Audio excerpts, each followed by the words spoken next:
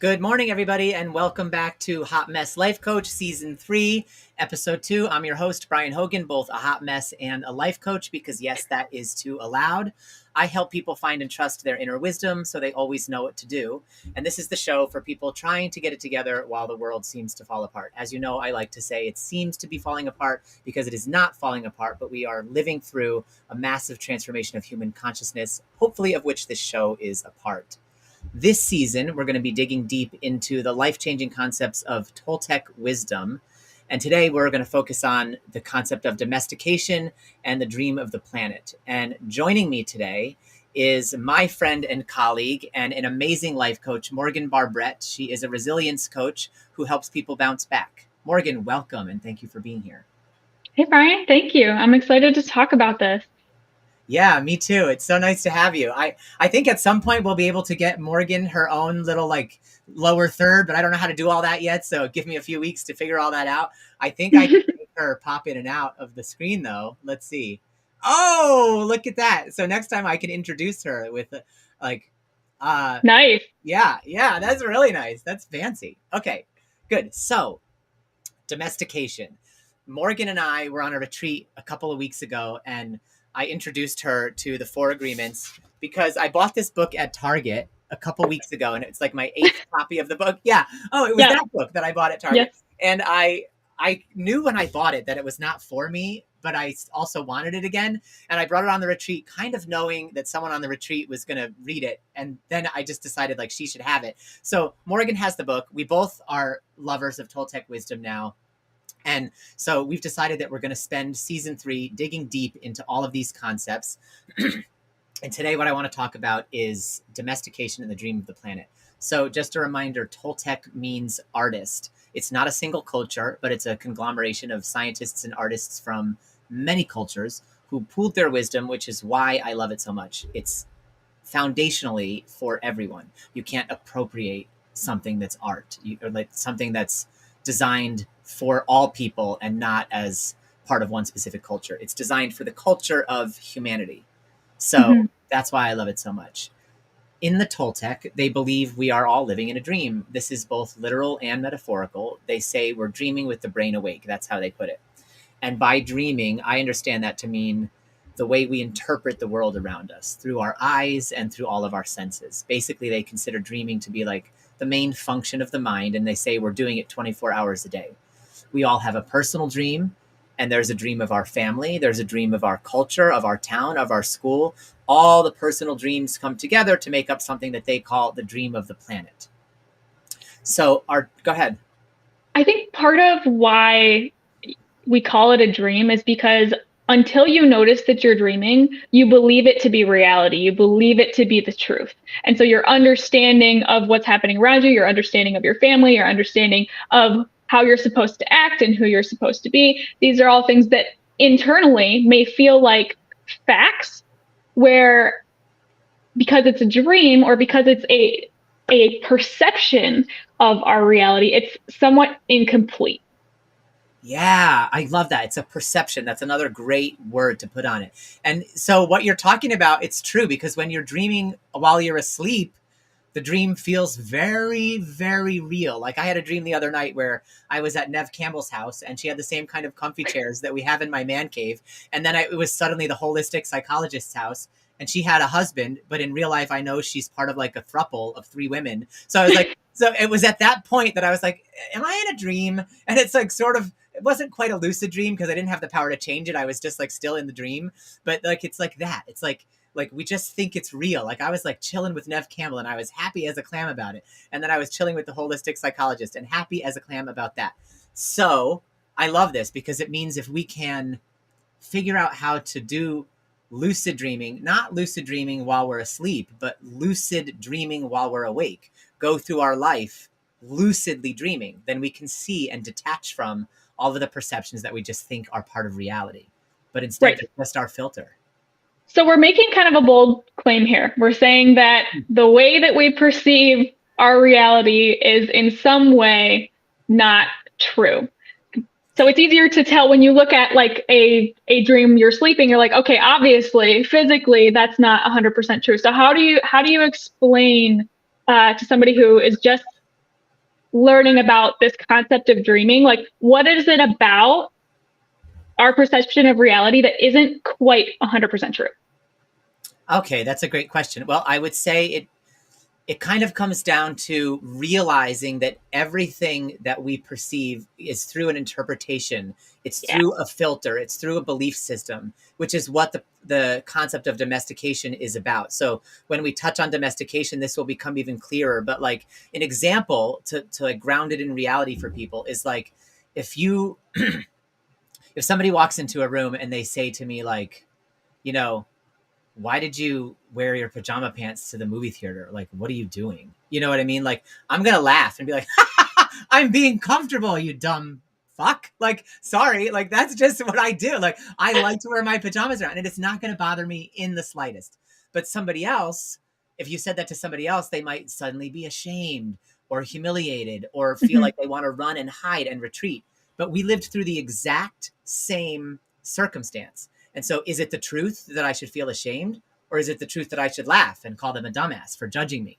Which one's Mhm. the truth? Like neither one is the truth. It's based on our experience. The truth is simply someone told me something about my pajama pants.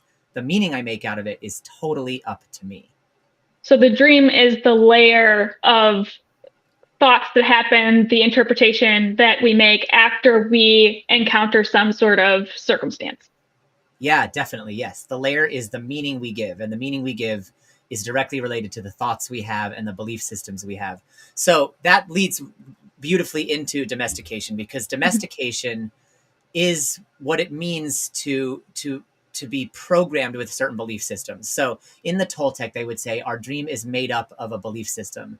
They are dreams because they're not the truth, like we just talked about. They're an interpretation of the truth. The truth, on the other hand, is actual experience. So when I call that experience good or bad, shame inducing or chuckle inducing, that's my interpretation. That's my dream. The experience just is. It's definitionless and perfect in and of itself. It's like if I say the word apple to you, like you think of a whole picture of an apple in your head.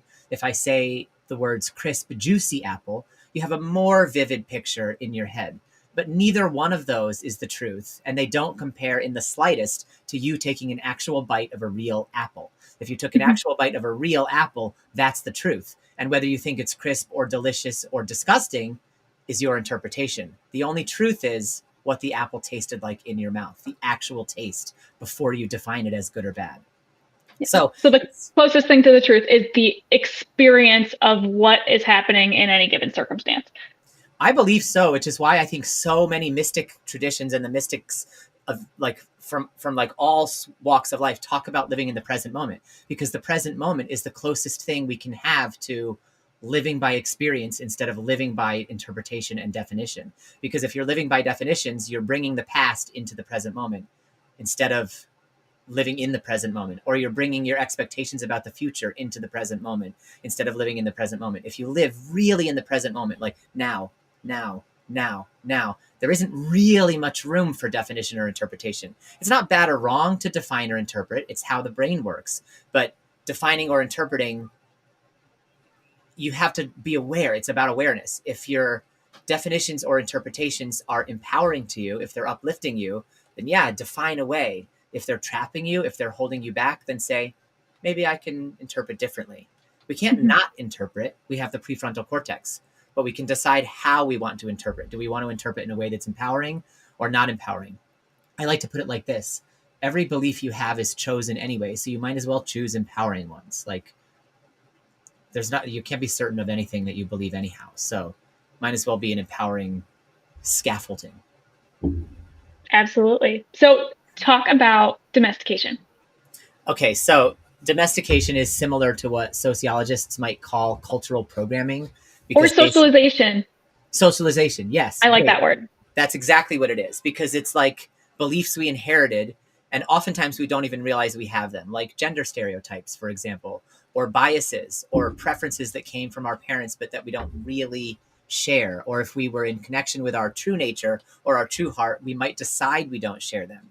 So, to give an example, and if you can think of an example from your own life, then share it as well. But an example from my life would be of domestication would be like believing I had to struggle and stress out to get money. because that's how my mother believed. She often said out loud, "There's always a struggle."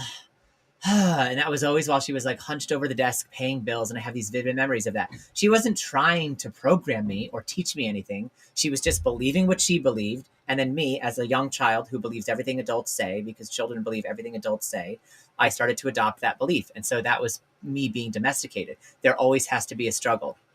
At some point, I had to make an agreement with that belief. And when I made the agreement with that belief, it became true for me until I became aware of it and I broke the agreement. That's where awareness is so key, because without awareness, in the Toltec traditions, they sort of say like everything is by agreement. Even as a young child, when you're domesticated, you don't have to know you're agreeing, but when you say with your heart yes to that belief, it's an agreement that you made. It's not bad or wrong, but later when you're older and you're more aware and you decide that you don't want that belief anymore, or that it feels like a trap to you, you have the ability to say no to that belief and to break the agreement. So realizing that there are agreements is not about blame. This is not a conversation about blame. It's a transcending of blame. It's about realizing where the empowerment lies. And because you agree to stuff, you can disagree with it later. So you have the power. So that's what they mean by agreements. By an agreement, they mean you have the power to agree and you have the power to disagree. If as a kid, the cultural programming happened to you and there was no level of you agreeing to it or not, then you could never disagree with it, because that was, you were programmed and that's your hardwiring now. But it's not the case. You agreed, even unconsciously, even as a 5-year-old. And so now as an adult who's on a healing journey or a mental health journey or a wellness journey or an empowerment journey, you get to disagree. And that's the beauty of it. That's the beauty of realizing things are by agreement. So anyway, struggle with money. So now I don't believe that money has to come from struggle, because I became aware of it. Now money and thriving can come a different way. Sometimes there's struggle, but sometimes not. But I'm not trapped by my pattern of domestication anymore about believing that it has to be a struggle. I'm free to choose my meaning. Does that make sense? Yeah, it makes sense. I want to go into the meaning of the term agreement just a little bit more, because when I first was introduced to this, when I heard agreement, I thought that it meant like choice, but it's actually the opposite. Like you don't you had said earlier, you don't choose to agree, but when we say agreement in this sense, what it really means is like acceptance. I guess like you accept something as true, not necessarily that you agree with it or disagree with it, right? In the sense that we normally use it. But if somebody tells you something is good or bad and you don't know any better, you want to trust the people around you. You want to feel safe. You want to feel accepted. You want to feel like you are on the same page as the other humans. And so as you're being domesticated when you're younger, any judgments or assumptions that other people make around you, it is going to be safer for your survival to agree or accept whatever ideas other people are presenting to you. And so then we end up taking those beliefs on, taking on those agreements and making them our own when they didn't originate within us. Yeah, that's a great way of putting it. And like I think I'll add, like, it's not about agreement is not about choice at first. When you're an adult, it becomes about choice. Still not blame, but choice. Because like up until I think it's like the age of 7 or 8, if like I'm trying to think of like what the developmental stages are, like the Erickson stages of development, and up to a certain point, the young brain doesn't really have critical thought, which is why in the Toltec they say children believe everything adults say. So in that sense, your agreement is about acceptance. It's about you allowed in what was being taught to you and it became yours, and that there was nothing else you could have done. So in that sense, it's like we're using the term agreement really loosely. The reason it's empowering though is because when you're 20, when you're 30, when you're 40, when you're 50, you can choose to disagree with that previous agreement. So Yeah. agreements at an early stage aren't made by choice. They're made by domestication, but they can be broken by choice. Mm-hmm. Yeah. Does that make Cool. sense? Yeah, 100%. So let's talk a little bit more about then the term domestication, because I know when I first heard it, I was like, I am not domesticated. What am I, a house cat? Like, there's a negative connotation associated with the term domestication, especially because humans love our autonomy, and the thought that we were domesticated, it's associated with a loss of autonomy, and that doesn't feel good. But that's not what it's about. Exactly. No, it doesn't feel good. It's like, who are you to tell me I was domesticated? But even that, like the idea that I want to say, who are you to tell me something, is a product of my domestication. Like it's a Mhm. product of how I was brought into this world. And I think I deserve this exact amount of autonomy. And like, if I could just break that agreement and realize domestication was a natural course of what it meant to grow as a human, then I wouldn't resist the process. And the word can change. Like if socialization triggers you less, then you can use that word. It's the That's what I same. use. Yeah, it's the same concept. You know what I mean? Or for the viewers out there, like you don't have to go around saying I'm domesticated. You know, I'm like a trained dog. Like in our, especially in the That does not. Western Americanized culture, like domestication has this like house pet, air about it. And like we're not saying that, and the Toltec aren't saying that.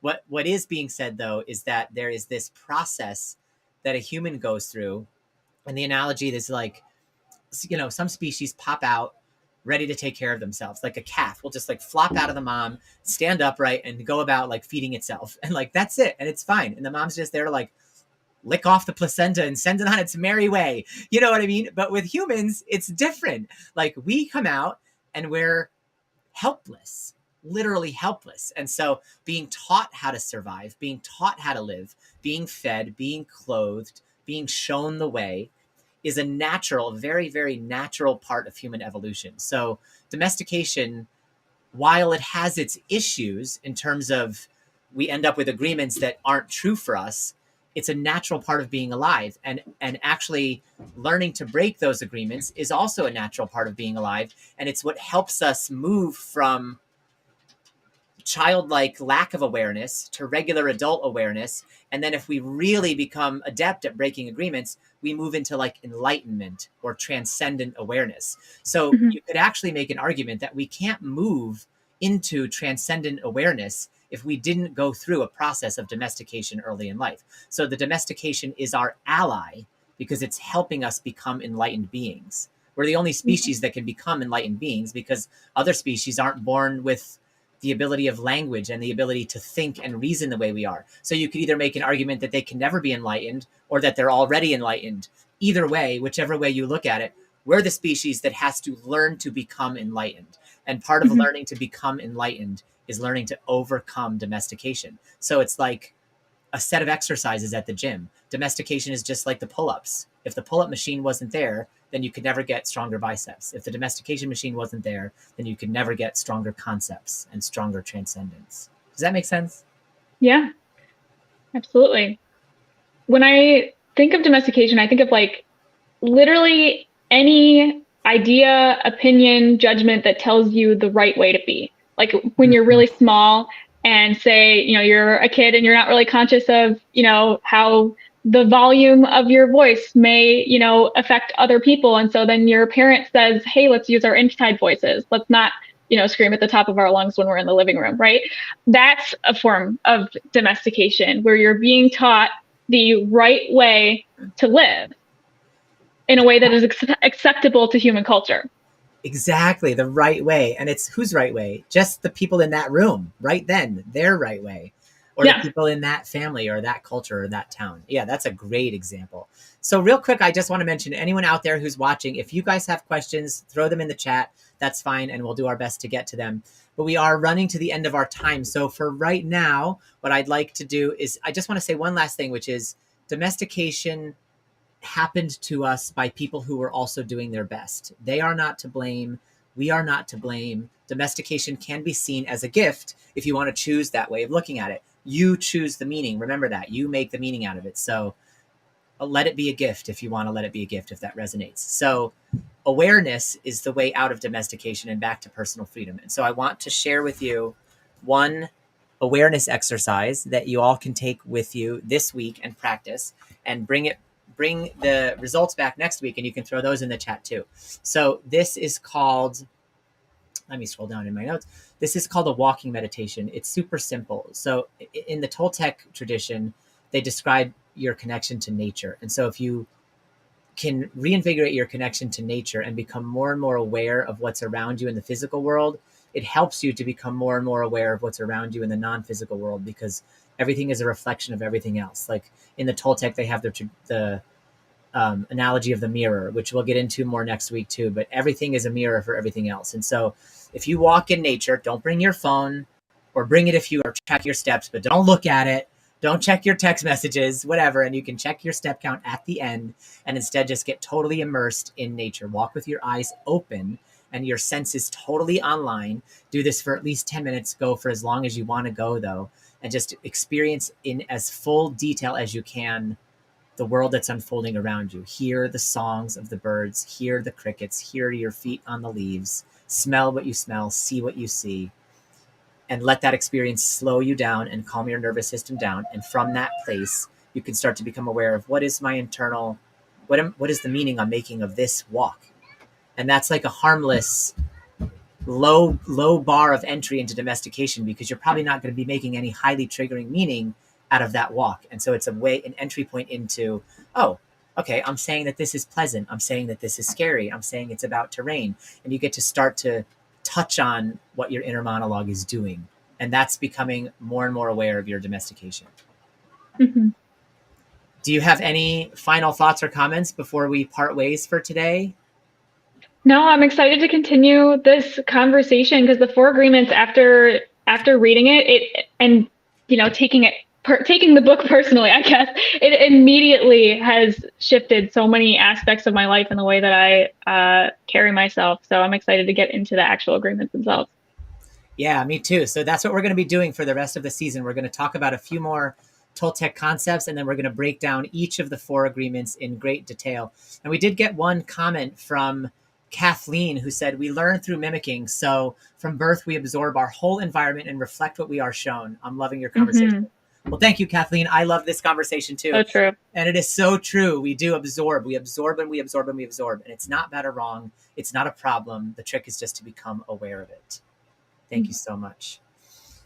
Okay, well, Morgan, thank you for this wonderful conversation. I really appreciate it. And I look forward to diving in more again next week. Thank you. See you next week. All right. Thank you. See you next week. Bye, everybody.